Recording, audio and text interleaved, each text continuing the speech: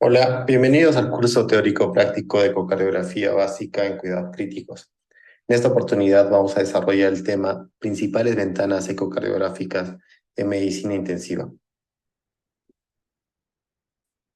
Nuestros objetivos de aprendizaje son conocer las principales ventanas ecocardiográficas utilizadas en cuidados críticos, identificar las principales estructuras anatómicas del corazón a través de imágenes en 2D, y lograr una orientación espacial en 3D con la adquisición de diferentes ventanas ultrasonográficas.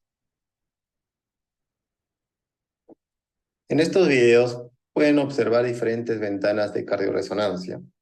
Destaca la gran resolución temporoespacial para evaluar un ciclo cardíaco, y es relativamente fácil identificar alteraciones estructurales y funcionales, un análisis cualitativo o eyeballing. No obstante, nuestro desafío es poder obtener con el ecógrafo imágenes en 2D y poder procesarlas mentalmente para obtener una perspectiva en 3D, y así entender las variaciones tanto anatómicas como funcionales al pie de la cama del paciente. En esta diapositiva podemos resumir las principales ventanas ecocardiográficas con sus respectivas regiones. La región A corresponde al cuarto espacio intercostal izquierdo, donde encontraremos las ventanas paraesternal eje largo y eje corto. En la región B se encuentra el ápex del corazón. Ahí encontraremos las ventanas apical de 4 cámaras y apical de 5 cámaras. En la región C encontraremos la ventana subxifoidea, donde podremos observar el corazón en 4 cámaras, y rotando el transductor en un eje longitudinal, observaremos la vena cava inferior. Finalmente, en la región supraesternal podremos evaluar el arco aórtico ascendente como descendente. Ventana apical, 4 cámaras. Para poder obtener una adecuada ventana ecocardiográfica, debemos conocer la disposición anatómica del corazón, reconociendo que el ápex del corazón está casi en contacto con la pared torácica, como lo muestra la figura. Por en tanto, debemos colocar el transductor sectorial en la punta del corazón. Una maniobra básica pero muy efectiva es palpar el choque de la punta y posteriormente colocar el transductor donde sentimos el ápex del corazón. Para facilitar la obtención de las ventanas ecocardiográficas en un paciente de ventilación mecánica, sugerimos colocar al paciente de cúbito lateral izquierdo con la ayuda de una almohada. De esta manera, acercamos el ápex del corazón a la parrilla costal. Además, esta maniobra evita que el pulmón aparezca en cada ciclo respiratorio, dificultándonos la obtención de una buena imagen. Para obtener la ventana apical de 4 cámaras, es importante palpar el ápex del corazón. Esta maniobra nos ayuda a ubicar el transductor. Si no es posible, entonces debemos colocar el transductor 1 centímetro por debajo de la mamila izquierda en los varones o a nivel de la línea mamaria en las mujeres, siempre con la marca del transductor apuntando hacia la cama. Se puede rotar levemente en sentido antihorario para obtener una imagen óptima de 4 cámaras. En pacientes lánguidos, el transductor puede deslizarse progresivamente hacia el esternón, mientras que en pacientes de mayor tamaño, el transductor se podría deslizar hacia la línea axilar anterior para obtener una óptima ventana apical. Como se puede observar en esta diapositiva, el transductor está por debajo de la mamila del paciente, con la muesca orientada hacia la cama a nivel del brazo. Se pueden hacer leves movimientos de rotación para focalizar la imagen. Se tiene que tener, además, en consideración que el transductor tiene una inclinación respecto al cuerpo de aproximadamente 40 a 60 grados. Esta inclinación solo la podemos obtener si nos imaginamos la disposición espacial del corazón, como se mostró en imágenes previas. Otro dato a tener en consideración es que no es necesario colocar al paciente en 0 grados para realizar el estudio. Basta con colocar una almohada por debajo del hombro derecho, como se mencionó previamente. Este es un ejemplo de un paciente lánguido, donde la ventana apical de 4 cámaras se encuentra más cercano al esternón que por debajo de la mamila. Mientras que en este paciente la ventana apical de 4 cámaras está en la posición clásica, por debajo de la mamila izquierda. ¿Y cómo sabemos que la imagen obtenida es confiable? Primero, el ápex del corazón debe estar centralizado en el vértice de la imagen. Luego, se deben observar ambos ventrículos y aurículas, con sus respectivas válvulas aurículo-ventriculares. Hay que tener en consideración que si rotamos el transductor levemente en sentido horario, podemos sobreestimar el tamaño del ventrículo derecho, y una manera de darnos cuenta es que la imagen está centralizada en el ventrículo derecho y no en el ápex del ventrículo izquierdo. En este video están rotuladas las 4 cámaras: el ventrículo izquierdo, el ventrículo derecho, la aurícula izquierdo, la aurícula derecha. Además, en esta ventana podemos evaluar cualitativamente la función contráctil, tanto del ventrículo derecho como izquierdo. Un dato a tener en consideración es que el ápex del corazón en condiciones normales es dependiente del ventrículo izquierdo. La dependencia del ápex tanto del ventrículo izquierdo como del derecho es un signo de dilatación del ventrículo derecho. Asimismo, se debe reconocer que el ventrículo derecho tiene una forma triangular, una base en el anillo tricuspidio y el vértice a nivel del ápex. En esta ventana también observamos ambas aurículas. Normalmente representan aproximadamente 1/3 del área del ventrículo izquierdo.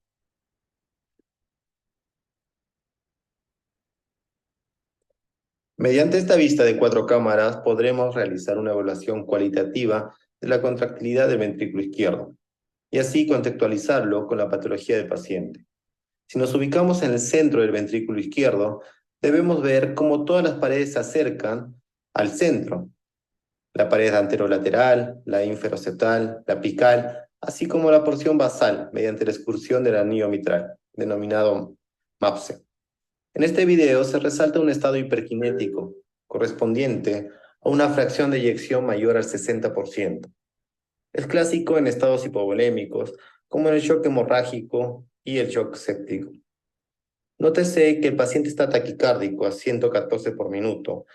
Está en un estado hiperadrenérgico tratando de compensar. Probablemente el volumen sistólico es bajo, a pesar de una buena fracción de eyección.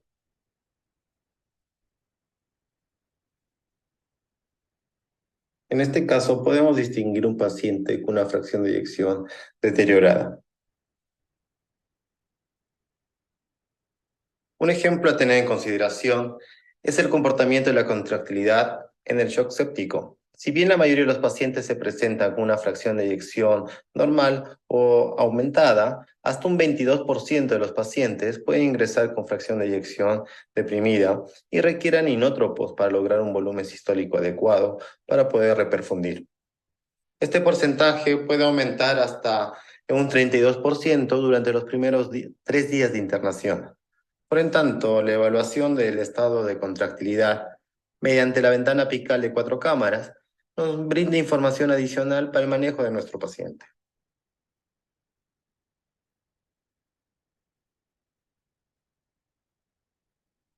Por otro lado, en esta ventana también podemos evaluar la relación entre el área de fin de diástole del ventrículo derecho e izquierdo, tomando como referencia que el área del ventrículo derecho corresponde a un 60% del área del ventrículo izquierdo. Si esta relación va aumentando, se considera que el ventrículo derecho se está dilatando.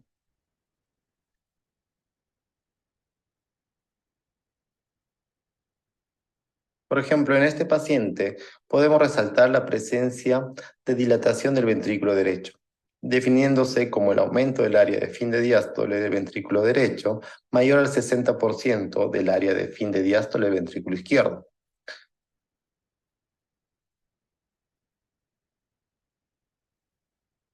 Mientras que en este video se evidencia gran aumento del área de fin de diástole del ventrículo derecho, así como presencia de movimiento paradojal del septum interventricular. Además, un marcado deterioro de la excursión del anillo tricuspidio. Este es un ejemplo de col pulmonar agudo, donde la relación de área de fin de diástole del ventrículo derecho e izquierdo es mayor a 1. Esta dilatación es severa. Esta imagen normalmente correspondería a un paciente en shock por un tromboembolismo pulmonar.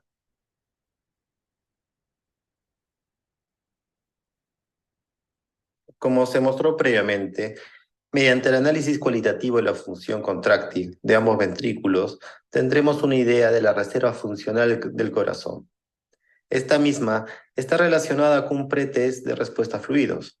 Seguramente un paciente con un ventrículo derecho dilatado y con disminución de la contractilidad es poco probable que sea respondedor a fluidos, así como un paciente con una fracción de eyección severamente deteriorada. No obstante, como sabemos, se debe complementar el estudio con maniobras dinámicas de respuesta a fluidos, pero tendremos una aproximación a la reserva funcional del corazón, obteniendo esta ventana apical de 4 cámaras.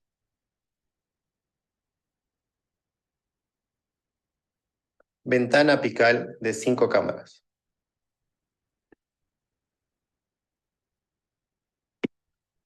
Para poder obtener la ventana apical de 5 cámaras, debemos posicionarnos en la ventana apical de 4 cámaras y lentamente bajar la cola del transductor unos 10 a 15 grados y aparecerá la quinta cámara, el tracto de salida del ventrículo izquierdo, como se muestra en la imagen de la derecha, representada por un cilindro rojo.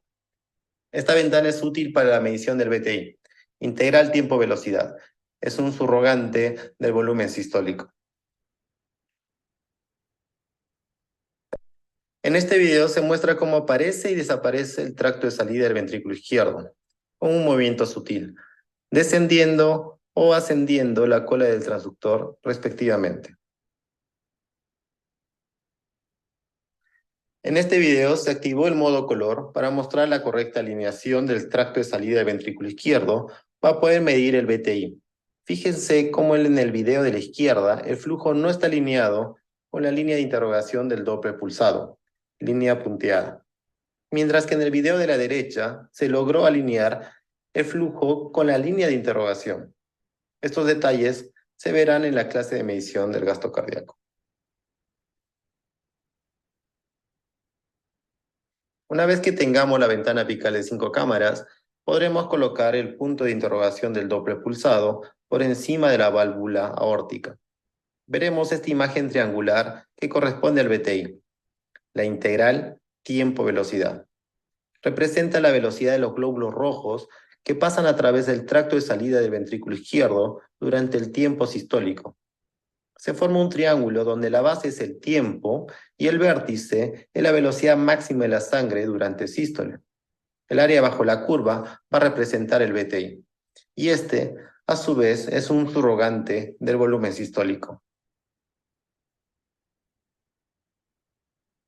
En esta diapositiva se muestran las imágenes de un paciente que ingresó por shock séptico al servicio de emergencia. Aquí asociamos dos ventanas, apical de 4 cámaras y apical de 5 cámaras, donde evaluamos la contractilidad cardíaca y medimos el BTI del tracto de salida del ventrículo izquierdo, respectivamente.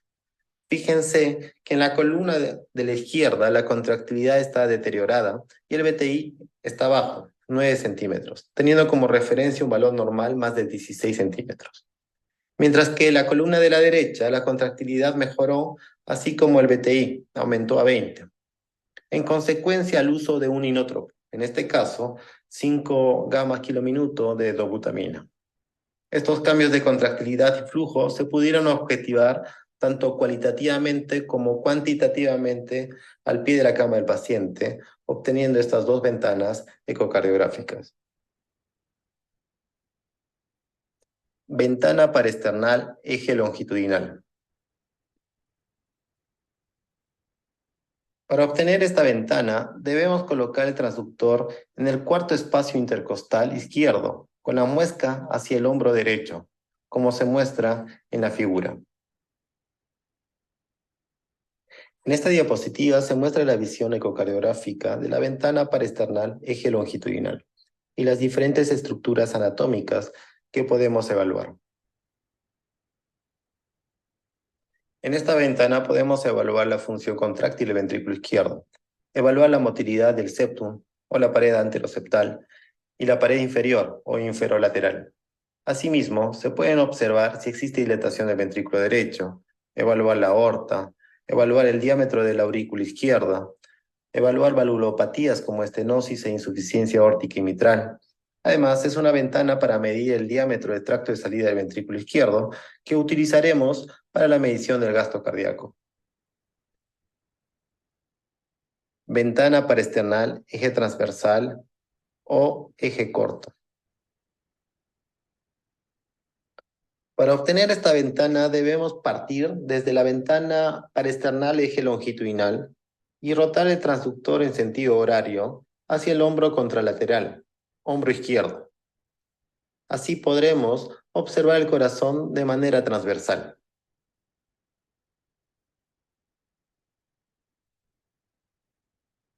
Cabe resaltar, si desplazamos el transductor levemente hacia el ápex, podremos distinguir diferentes estructuras desde la base del corazón hasta el ápex, como muestra la figura. Observen cómo el transductor está con la muesca orientada hacia el hombro izquierdo. Por otro lado, normalmente nos ubicamos en el cuarto espacio intercostal izquierdo. No obstante, dependiendo del fenotipo del paciente, podemos bajar un espacio intercostal en pacientes longilíneos o subir un espacio intercostal en pacientes de mayor masa corporal. En esta ventana observaremos un corte transversal del ventrículo izquierdo, que en condiciones normales es circular. Y si logramos observar los músculos papilares, estamos en la ventana parasternal eje corto medio ventricular. En esta ventana podemos evaluar la motilidad segmentaria del ventrículo izquierdo y determinar la arteria coronaria comprometida, puesto que en esta ventana podemos evaluar la arteria descendente anterior y circunfleja dependiente de la arteria coronaria izquierda, y también podemos evaluar la arteria coronaria derecha, tema que se verá más adelante. Por otro lado, también se puede evaluar la función contráctil del ventrículo izquierdo y el estado de volemia. Además, en esta ventana podemos evaluar la interdependencia interventricular. Esto sucede cuando la dilatación del ventrículo derecho compromete el llenado diastólico del ventrículo izquierdo, por el desplazamiento del septum interventricular hacia el lado izquierdo. Esto sucede en estados de falla ventricular derecha, como en el cor pulmonale agudo. En estos videos de la ventana parexternal eje corto medio ventricular podemos observar severa dilatación del ventrículo derecho con desplazamiento del septum interventricular, tomando la denominación de D-shape o forma de D. Imagen característica cuando hay falla del ventrículo derecho. Además, nótese que en el video de la izquierda el índice de excentricidad del ventrículo izquierdo es mayor, o sea, está más colapsado a fin de diástole que en el video de la derecha. Esta diferencia se logró en este paciente por mejoría de la función contráctil del ventrículo derecho, por disminución de la postcarga luego de trombólisis en un paciente con tromboembolismo pulmonar. Ventana subsifoidea. Para obtener esta ventana, tenemos que colocar el transductor por debajo de la apófisis sifoides, con una angulación del transductor de aproximadamente 40 a 60 grados, y la muesca del transductor debe estar orientada hacia la izquierda del paciente. Además, es más fácil si el paciente está en 0 grados. De esta manera podemos observar el corazón. Proximal al transductor nos encontraremos con las cavidades derechas y distal están las cavidades izquierdas, como muestra la figura. En esta ventana subsifoidea podemos analizar la función contráctil de ambos ventrículos, igual que en la ventana apical de 4 cámaras. Esta ventana es útil en situaciones donde es muy difícil obtener una imagen óptima a nivel apical. En el video superior se nota dilatación del ventrículo derecho y de la aurícula derecha, con buena función contráctil del ventrículo izquierdo. Y en el video inferior se nota un ventrículo derecho laminar normal con hipertrofia severa concéntrica del ventrículo izquierdo, con función sistólica conservada. Por otro lado, en esta ventana subsifoidea es la de elección si existe sospecha de taponamiento cardíaco. Ventana subsifoidea. Medición de vena cava inferior.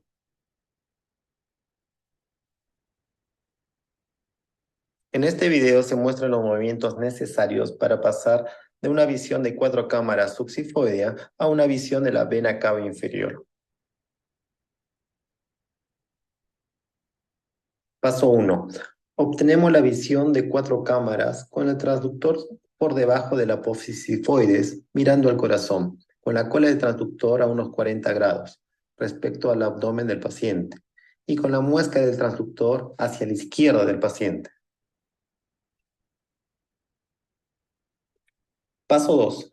Orientamos el transductor hacia el hígado hasta lograr esta visión. Son las 2 venas suprahepáticas que desembocan en la vena cava inferior, dando la imagen similar a la cabeza de un conejo, donde las orejas son las venas suprahepáticas y la cabeza es la vena cava inferior. Nótese que estamos cortando la vena cava inferior de manera oblicua. Paso 3. Es girar el transductor en sentido antihorario hasta colocar la muesca del transductor hacia arriba o hasta obtener un corte longitudinal de la vena cava inferior, como muestra el video. Además, se puede distinguir la desembocadura de la vena suprahepática a la vena cava inferior. Las mediciones de la vena cava inferior se realizan a 1 centímetro distal de la suprahepática o a 2 centímetros de la aurícula derecha. En este video podemos observar las estructuras anatómicas de la ventana subsifoidea. Podemos observar el hígado, un corte longitudinal de la vena cava inferior, la aurícula derecha y el ventrículo derecho. Este es un video de un paciente en shock hipovolémico, donde podemos observar una vena cava inferior filiforme, además con esfuerzo inspiratorio. Este paciente, además de hiperadrenérgico, está con una frecuencia cardíaca de 145 latidos por minuto. Este video representa un colapso inspiratorio de la vena cava inferior del 100%. Cabe señalar que este es un video de un voluntario normal. En esta diapositiva se muestra otra forma de evaluar la vena cava inferior cuando no es accesible la ventana subsifoidea. Se coloca el transductor en la línea axilar anterior a nivel del hipocondrio derecho, con la muesca del transductor hacia el hombro derecho.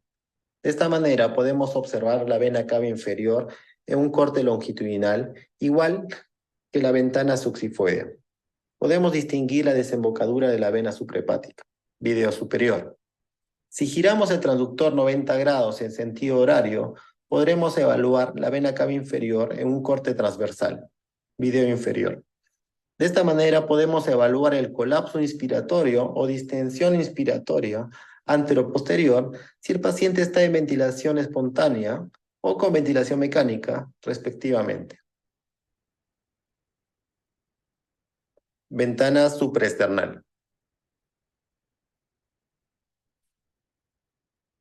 El fin de obtención de la ventana supraesternal es reconocer la aorta descendente para poder evaluar el BTI como subrogante de volumen sistólico en la aorta descendente, cuando no tenemos acceso a la ventana apical. Por ejemplo, durante el monitoreo intraoperatorio. Podemos monitorizar y objetivar las variaciones del BTI mediadas por maniobras como expansión con fluidos, entre otros. Para obtener esta ventana, debemos retirar la almohada del paciente y colocar el transductor en la escotadura supraesternal con la muesca del transductor hacia arriba. De esta manera podremos ver el callado y la aorta descendente.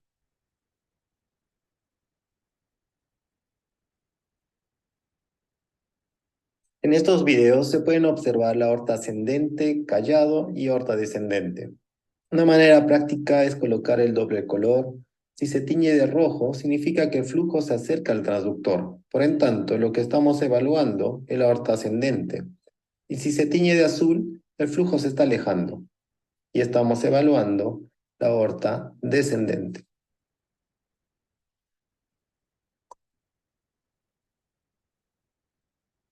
Luego de identificar la aorta descendente, se debe colocar el Doppler pulsado en la aorta descendente, siempre a la misma distancia, por ejemplo, a 7 centímetros de la escotadura supraesternal. La idea es siempre medir en el mismo lugar para que sea confiable las variaciones del BTI a las maniobras realizadas.